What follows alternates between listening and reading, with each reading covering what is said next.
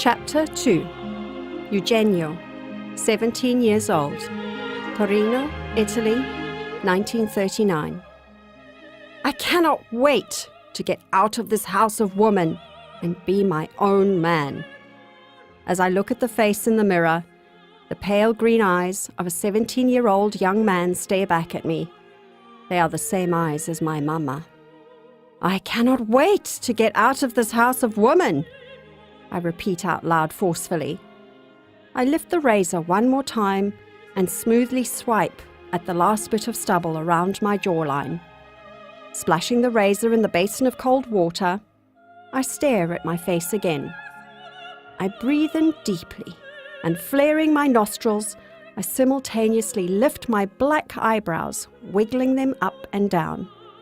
A wavy lock of my dark brown hair falls forward. Porca miseria! I swear out loud. I will have to put some more hair grease on. My hair has such a tight, coarse curl to it that only by having it longer and greasing it back can I emulate the smooth brush-back look of Rodolfo Valentino. Now that is a man who wouldn't let women push him around. In the background, I can hear my sister Vittoria playing the piano, whilst Mama practices one of her operas. Victoria is 7 years older than me, and already married with a 2-year-old little girl called Lydia. But she visits every day, and I swear I have seen more of her in the last year than the previous few years before she got married. We both have dark hair, but while my eyes are pale green, Vittoria, who is actually my half-sister, has warm brown eyes. I saunter into the living room. Those same brown eyes watch my approach, and I give her a nod. Vittoria has been a second mother to me, as Mama travelled often for her singing career. Vittoria and I have a close bond, and I have nicknamed her Pistro, as she has a firecracker of a temper. Her lips curl in amusement as she gazes at me. Then she lowers her eyes to concentrate on the piano keys, as my mother emits a particularly complicated warble. Pistro knows that Mama and I are having a few spats of late. I know that Pistro will find that amusing, now that she is no longer living with us. I direct my regard at Mama. Her mouth is open in an O shape as she hits another impressive high note. Her ice-cold slate-green eyes pierce me. What a sight she is in full operatic fervour as she sings one of her favourite pieces. And what an arrogant, annoying, boisterous, and on many an occasion sarcastically funny woman. My Mama, Dirce Piergiovanni, has never married. She told me once that the only man who would come close to her standard would be Benito Mussolini, the powerful leader of the Italian people. She met him once, briefly, when he came backstage after one of her operas. I have never known my father, but if I had to picture him, I wish he could be someone like Mussolini. My Mama laughs when I say that. Just like Rodolfo Valentino, Mussolini, who is commonly known as Il Duce, the leader, is an idol to both Mama and me. As soon as I turn 18, I will enroll in his army and help fight against the enemy that has started bombing Italy. Since 1936, Mussolini and his fascist ideals of a unity of purpose and one Italy have been making us a stronger Italy. It is a pity not everyone can see his vision. It is particularly sad that he sometimes has to enforce this purpose with his private army. I want to travel, though, and by joining the Italian army, I will truly become a man that Mama can be proud of. I will be fighting to keep her and all of Italy safe. As the music and melodious voice swirls around me in its final triumphant conclusion, I think of Mussolini's leadership and how women yearn after him. As editor-in-chief of Torino's vibrant newspaper, Popolo d'Italia, the Italian people feel close to Il Duce. We relish reading about his exploits. Mama is just one of many adoring women who has succumbed to his piercing dark eyes and forceful stare.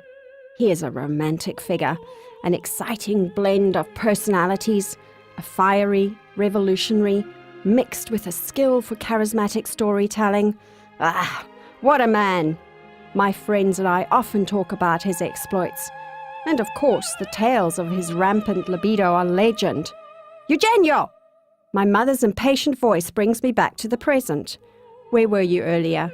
You were supposed to help Vittoria and me with some of the boxes that she has packed.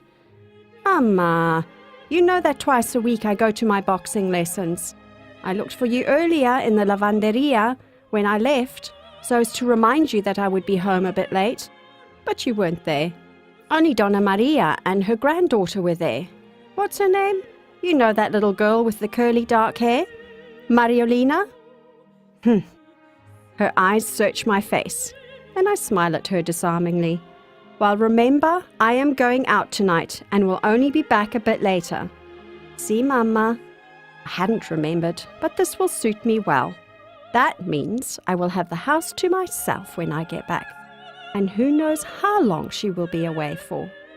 When she is not singing in the opera, Mama works at the WWII Italia broadcasting station, reading the news about the armed forces. I give her a quick kiss on the cheek. I salute my sister, who is still sitting at the piano, and grin at her daughter, little Lydia, who is on the floor playing with some toys. I have escaped lightly, and I think it wise to depart quickly. Ninetto! My mother's voice stalls my exit, but as Ninetto is her pet name for me, an abbreviation of Eugenio, I know that she is probably just giving me some motherly advice. See, Mamma? I swivel round expectantly. There is some minestrone from Donna Maria in the fridge. You can heat it up if you are hungry. My stomach automatically growls in appreciation. It has been the whole day since I had something to eat. Mama hardly ever cooks, but our neighbor from the lavanderia is kind enough to think of a growing teenager. He's hungry now, Mama, Vittoria bursts out laughing. Allora, get into the kitchen, and don't say I don't feed you. As Mama heats up the soup for me, I remember the first time I ate Donna Maria's minestrone. I had ripped open my forearm and had to have a number of stitches. I couldn't use a fork and knife for a few weeks, so eating or drinking minestrone was much easier for me. The Martores are good neighbors. All the same, Mama was a bit piqued, as she felt Donna Maria was insinuating that I was not being well fed at home. Of course, Mama said it was my fault that a silly prank had gone wrong. Who knew I would get stuck in the tram cables? All I was trying to do was simply swing from one to the other to show off in front of my friends. I may have a slight frame, but I am tough. And it was a grand sight to see the fire engines coming to my rescue. Half an hour later, as I leave the apartment and stride up the road in the twilight, I start whistling. I have saved up some money with help from Giulio Covolo, who is a good friend of mine. We have organized to meet up tonight. The first time I met Giulio, we were in a pasticceria, sniffing the tempting fragrance of delicious pastries, and of course, ogling the ladies ordering at the counter. I was only 14 at the time, but even so, one can appreciate a good-looking woman. Giulio is a couple of years older than me.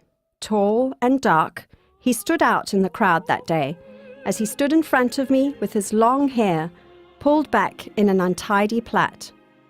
He caught me staring at his unusually long hair and smirked. Not at all daunted, I asked him why he had grown it so long and wore it like that. He told me with a wink that the ladies liked it. That seemed as good a reason as any and prompted a conversation. Not long after, he convinced me to go into a watch-selling venture with him, so as to earn some pocket money. Now, we are on to bigger things, such as fixing bicycles. I quicken my pace. I'm keen to meet up with Giulio and see what else we can repair. It is a good way of making money, and if Giulio has something that needs fixing, I can take it home tonight without Mama annoying me. Giulio is already waiting.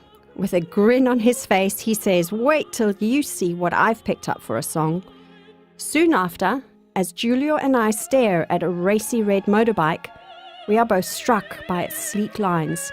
It is a beautiful sight, or will be once the scratches have been polished out.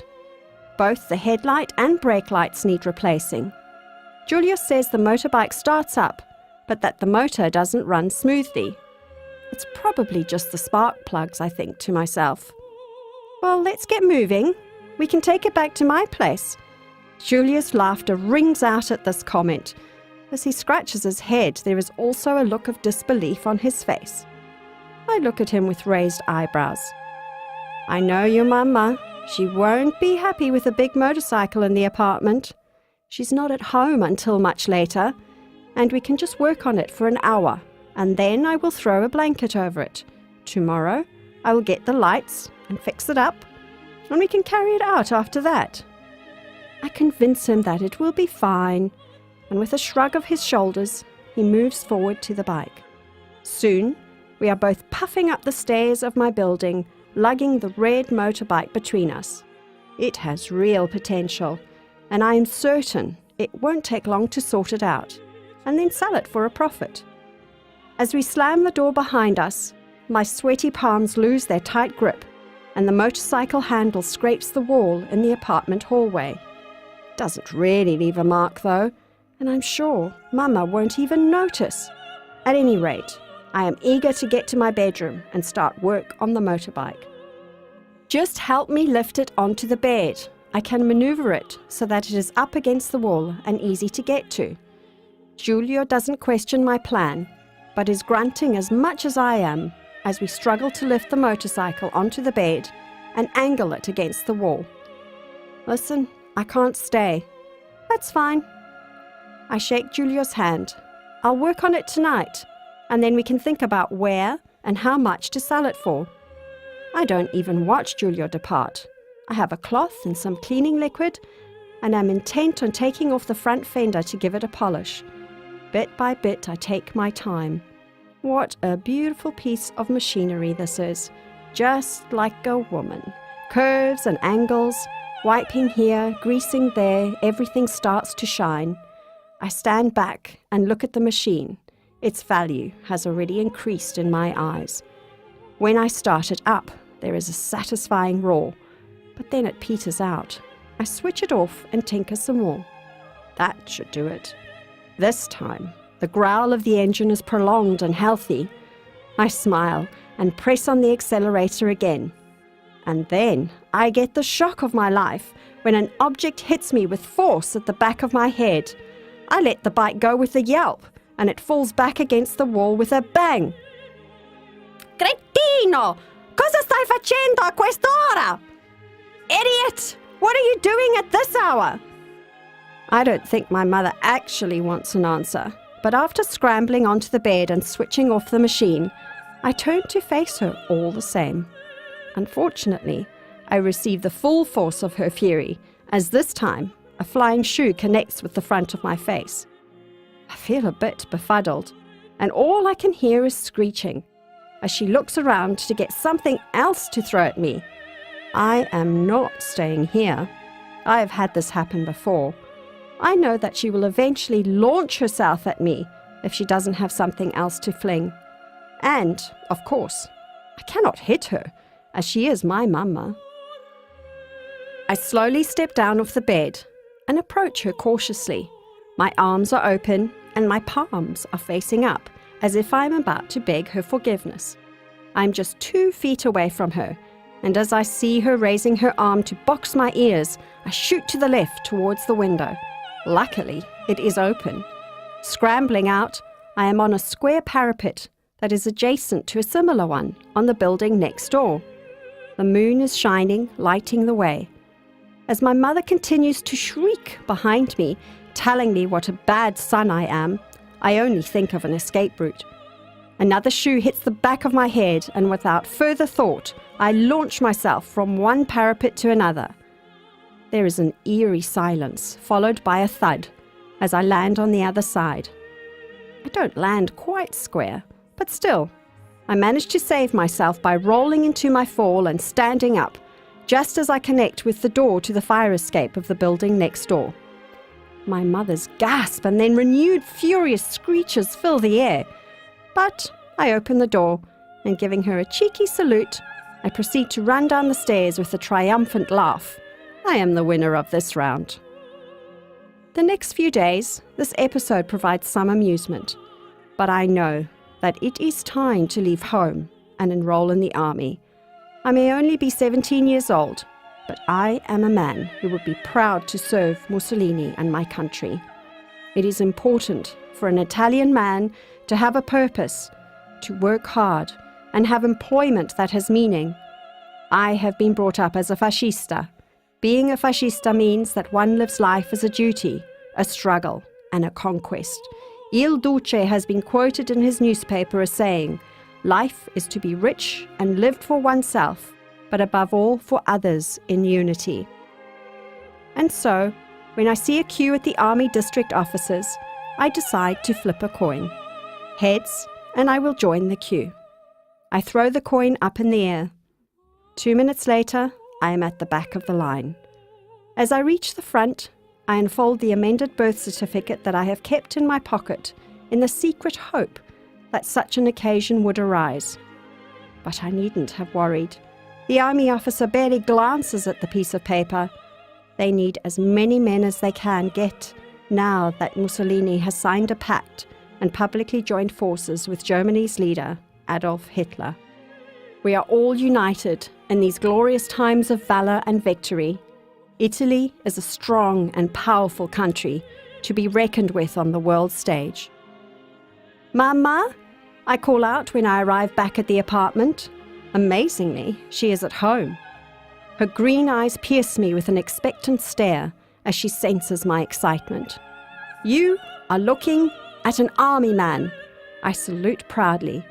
"Ninetto!" Exclaiming joyously, she leaps up and gives me a bear hug. "Tell me everything." It is a happy household over the next couple of weeks, as I busily acclimatise to being a soldier. The girls especially are appreciative of my uniform-clad figure, and I feel on top of the world. I even receive a letter from my other half-sister Gemma, 12 years my senior, who married a long time ago and went to live in Brazil. As Mama reads through the letter, I stand in front of the big mirror that hangs over the wooden engraved table in the lounge. There are just 3 photos on the table. One of Gemma when she got married, one of my Mama dressed in her finery when going out to sing in an opera, and lastly, one of myself and Vittoria as children at the seaside, with Mama, her Mama, my Nonna, and her brother. My Nonna and her brother now live in Pesaro by the sea. I think to myself that is a pity that Mama fell out with her mother. I remember that we used to go and visit with them during the holiday times when I was a young boy. And now look at you. A dramatic sniff and sigh fills the air as Mama picks up the photo of me as a child at the seaside. You're in the army and all grown up. All my children are grown up. Who is going to look after me now if you get sent away to fight on the front line? I glance across at Mama, shaking my head. Always the drama queen. I give her a big hug and a kiss. My mother's words are eerily prophetic, as 2 months later I receive papers to board the next ship to North Africa. I am to head out with many thousands of other Italian men to battle on the front line. "Madonna mia!" my mother exclaims when I tell her, "Africa?" I nod, full of excitement and pride. This is it. I am on my way. My travel adventures are about to start. A swirl of activities fill the days that precede my departure. My mother's mood fluctuates from euphoria to sadness at my impending leave-taking. I meet up with Giulio one last time. "So, going off to fight a war, eh?" We look at each other. He is like my big brother. Grabbing each other, we hug and then stand back. Italian men are tactile, but there are ladies watching, and I don't want to crumple my uniform. "So long," I say, a bit awkward now the time has come. "Don't forget us back here, soldier boy." And with a half-hearted salute, he marches off. I know he is just trying to make light of the situation, as he has told me that he isn't one to fight in a war. I don't think he will have much choice, though, as things are heating up. I don't think on it for long, as I have too many last-minute things to do. So I also turn around and go on my way. And then the moment arrives. I quietly step out of the apartment door in the early hours of the morning to head off. Our goodbyes have been given the night before. Even Donna Maria, Giuseppina, and Mariolina had stopped by to wish me well. It is now time to go forth into the big wide world and fight for my country.